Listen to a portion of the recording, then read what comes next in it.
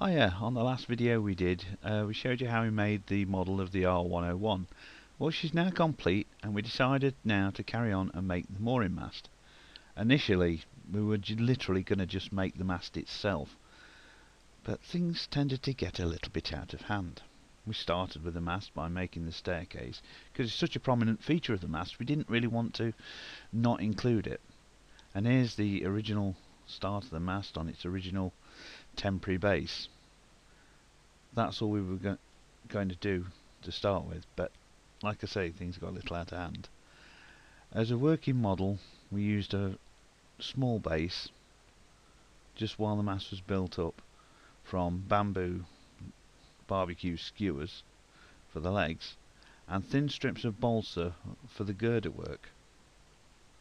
Then this was interlaced with cotton to make the crisscross girders, and you see it's quite a complex thing, or looks quite complex, but it was actually quite easy to make.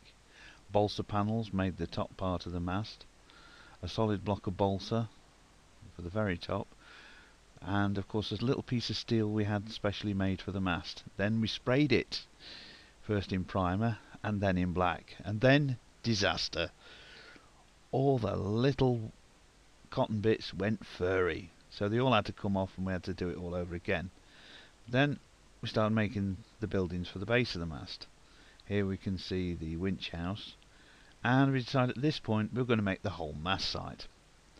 So we started with a baseboard, bit of wood filler to give a nice surface to the road that runs around the site.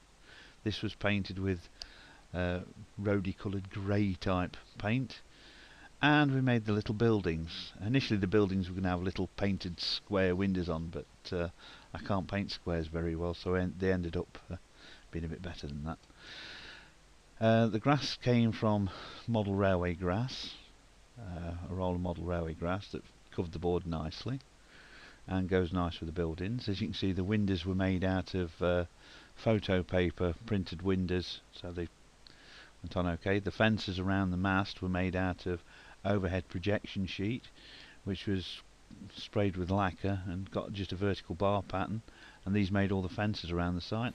And here we see the whole of Cardington Mooring Mast site as it will appear in the video in its entirety. It's been quite well researched. The only bits that's really missing are the mooring blocks that's out on the airfield. And here we can see the R101 leaving the mast with a nice little touch of the ballast, and the model has even been to Cardington.